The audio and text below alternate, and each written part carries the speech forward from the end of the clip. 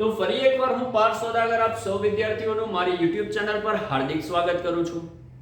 વિદ્યાર્થી મિત્રો, આની આગળના લેક્ચરમાં આપણે ઓર્ગેનિક કેમિસ્ટ્રીમાં ચેપ્ટર નંબર 6 ની અંદર કેટલાક પરિવર્તનો સોલ્વ કર્યા હતા. આજે પણ આપણે બીજા કેટલાક પરિવર્તનો સોલ્વ કરવાના છે, તો વિડીયોને છેક સુધી જોજો.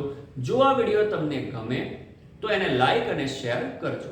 Thank you. તો સ્ટાર્ટ કરીએ છીએ આજનું ઇમ્પોર્ટન્ટ પરિવર્તન. વિદ્યાર્થી મિત્રો, આપણને કહ્યું છે કે ટોલ્યુઇનમાંથી બેન્ઝાઇલ આલ્કોહોલ બનાવો.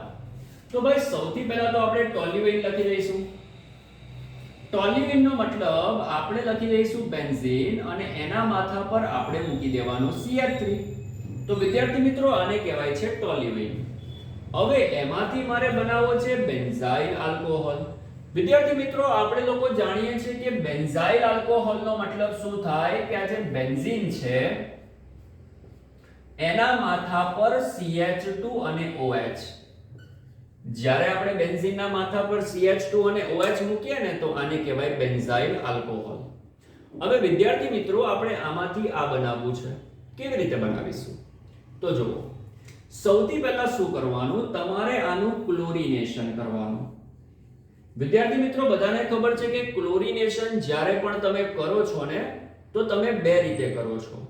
એક પ્રકાશની હાજરીમાં, બરાબર, કે જેની અંદર આપણે લખીએ છીએ ને એરોની ઉપર ક્લોરીનેશન અને નીચે લખીએ છીએ HNu. ભાઈ HNu મતલબ પ્રકાશની ઊર્જા. પ્રકાશની ઊર્જા. ઘણી વખત તે લોકો UV પણ લખે છે, અલ્ટ્રા વાયોલેટ રેડિયેશન.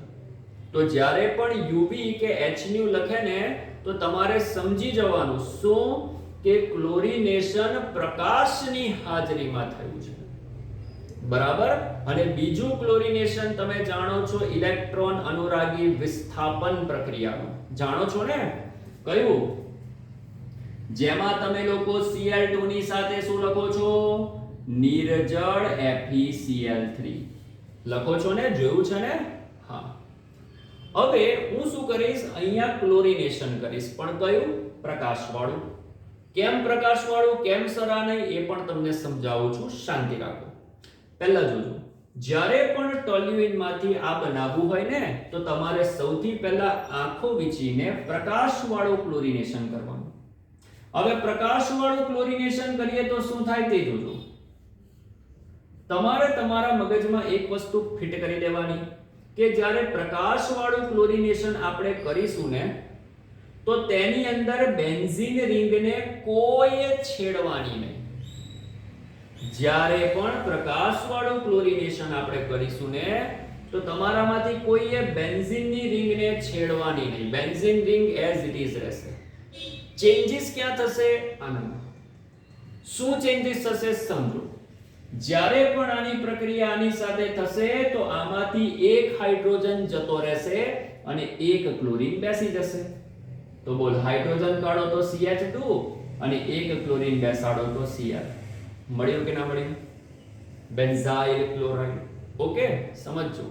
જ્યારે પણ પ્રકાશવાળું ક્લોરીનેશન કરો તો બેન્ઝીનની રિંગને કોઈ ફરક ના પડે. તો પહેલું આ મળી ગયું કે ના મળી ગયું? અને હવે હું શું કરીશ, આ જે પણ મળ્યું છે એની અંદર નાખી દઈશ KOH.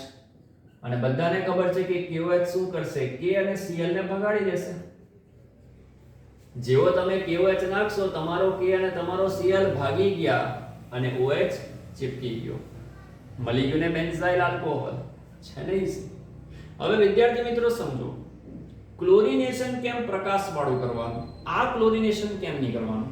તો આપણે બધા જાણીએ છીએ કે જ્યારે પણ તમે ટોલ્યુઇનનું નિર્જળ FeCl3 ની સાથે ક્લોરીનેશન કરશો તો નિપજ કઈ મળશે? યાદ કરો, આપણે ભણેલા છે ને. શું મળશે? જ્યારે પણ તમે નિર્જળ FeCl3 ની સાથે ક્લોરીનેશન કરશો તો એકવાર ક્લોરીન ઓર્થો પર બેસશે તો બીજી વાર ક્લોરીન ક્યાં બેસશે? બોલો બધા. પેરા પર બેસે કે નહીં? બોલો હા કે ના? અને એમાં પણ સૌથી વધારે નિપજ તો આ જ મળે છે, પેરાવાળી. એટલે જ્યારે પણ તમે આનું ક્લોરીનેશન કરો ને તો જનરલી તમારે પેરાવાળી નિપજ જ બતાવવાની. આ રીતે મતલબ જ્યારે તમે ક્લોરીનેશનમાં નિર્જળ FeCl3 નાખો તો ક્લોરીનને ક્યાં બેસાડવાનો? બેન્ઝીન રિંગમાં. તો ક્લોરિનેશન બેન્ઝીન રિંગનું થશે. અને જો તમે આ બનાવ્યું હોત તો શું તમે આમાંથી આ બનાવી શકે? ના બને જ ને. એટલા માટે મેં ક્લોરિનેશન પ્રકાશ સાથે કર્યું. તો હવે તમારે યાદ રાખવાનું છે કે ક્યારે કયું ક્લોરિનેશન કરવાનું છે. સમજમાં આવ્યું?